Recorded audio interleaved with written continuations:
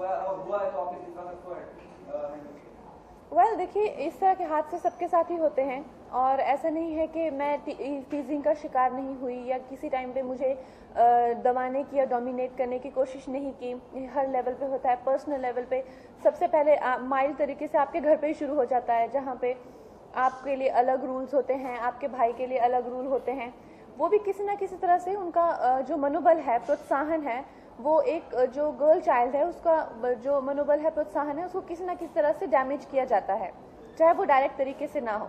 तो I think हमेशा small level से लेकर हाई लेवल तक जो किसी को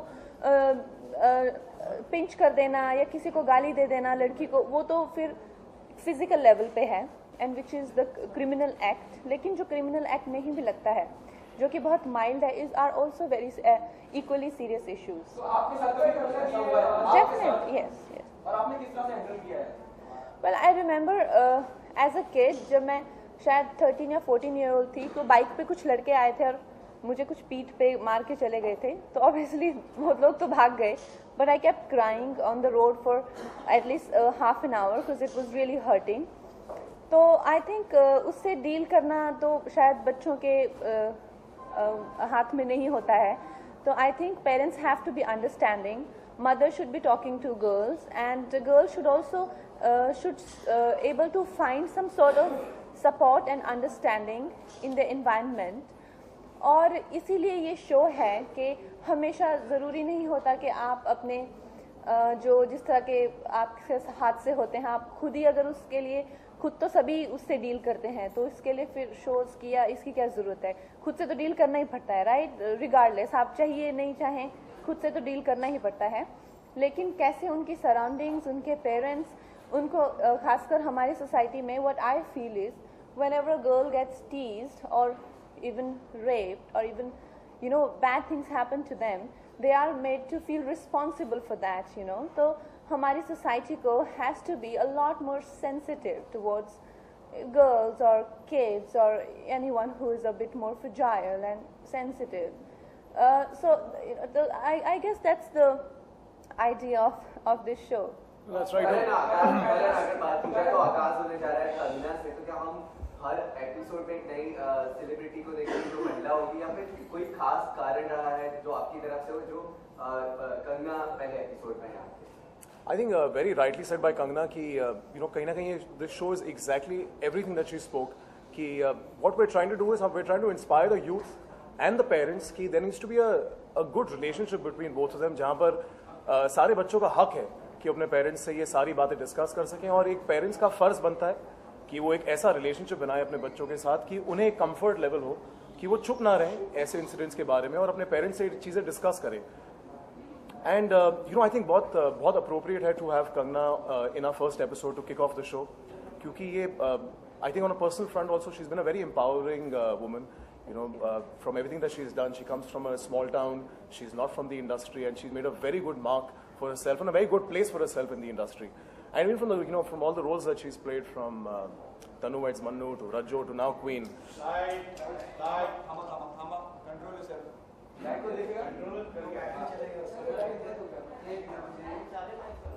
अभी in our first episode, और हमारी कोशिश यही है कि हम हर एपिसोड के साथ from every walk of life we try to get an empowering lady like this, जो कहीं ना कहीं यूथ पर एक इम्पैक्ट छोड़ेंगी, उनको इंस्पायर करेंगी कि चुप मत रहिए, आवाज़ उठाइए and make some noise and do something about it.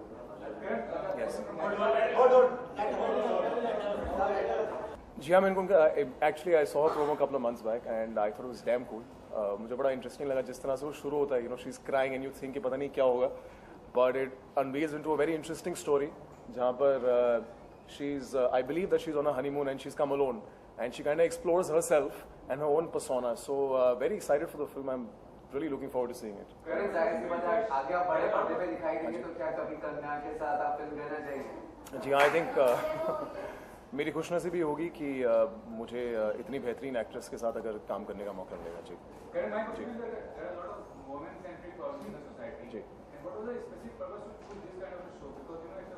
Sorry, can you be a little louder? What is the specific purpose of doing the show as a host? Because it's a woman-centric based show. So don't you think a woman would have been better for? I don't quite agree with that. I believe कि कहीं ना कहीं even men need to stand up and sort of support women and show their support for women, and it comes very naturally to me to be that for all women possible, because I think some women to realize that there are many men like me who sort of respect women, and it's also an appeal to all men, and I think it kind of makes a change when a man comes and appeals to men कि your value system needs to stop being so disturbed, and you'll need to stop looking at women as just an object of desire and start respecting them, because I truly believe that men are from women. Also, all right, I will just answer this. I'll add to this something. Well, I feel it's very easy for women to go out there and just talk about their problems and to emphasize on the sort of issues they face in their daily lives. But it's a lot more entertaining when it comes from another perspective. Like my director, Vikas, he's made a film on a girl, her journey, her getting dumped and her deciding to go on a honeymoon. And I think it's so much more exciting to know from a man's perspective, how they look at us, and obviously the sensitive sort of man, and he told me, because he's not here today, he told me that, Kangna, once my dad and my mom had a fight, and my mom never answered back, and in that fight she did answer back, and she said, I wanted to be a librarian, and I didn't accomplish my dreams and decided to have a family and dedicated my life to you and your kids and everything, and this is what I get today. So he said that's where the idea of queen came to me, like this is what I dedicate to my mother. So why can't a man make a film on a woman, and why can't a man host a show for women? Because eventually, they do come from women, and they have women around them, and they really don't have a world without them. I think it's the most natural thing to come from a man.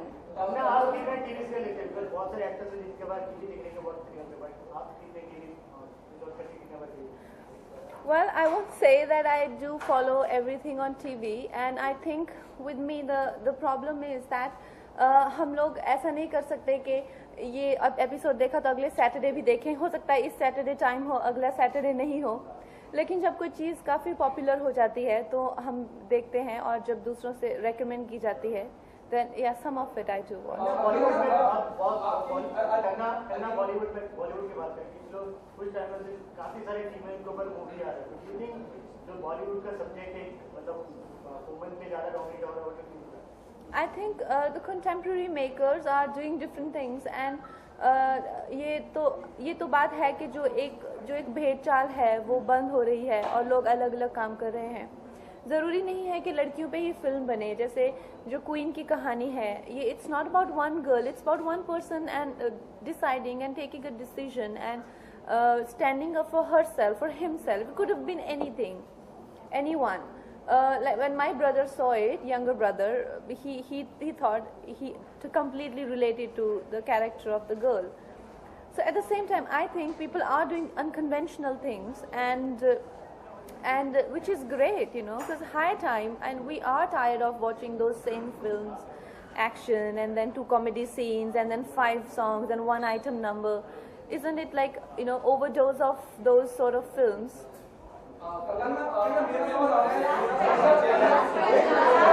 No, we can't. Wait. Let them ask. Yes. We'll take 2 questions, one from you, one from you.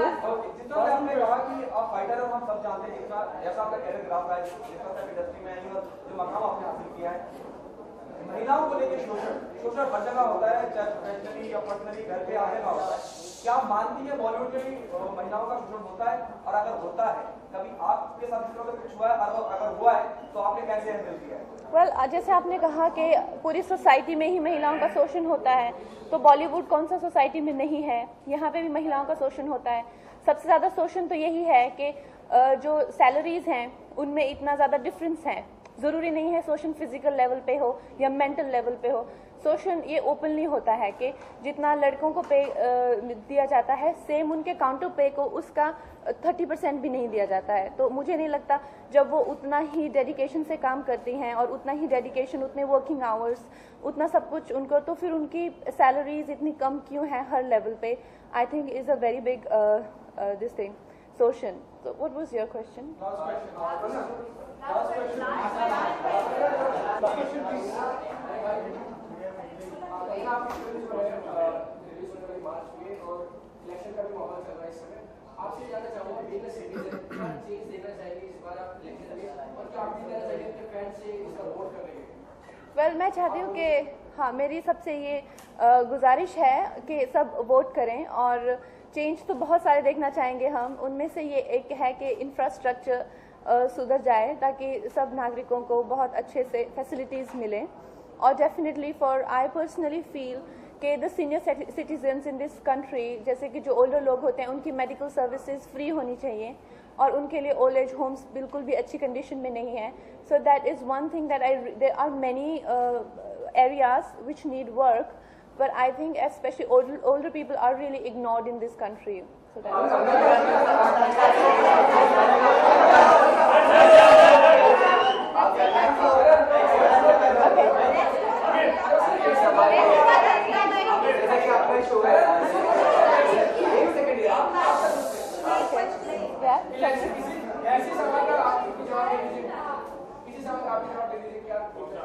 इन्होंने बहुत अच्छी बात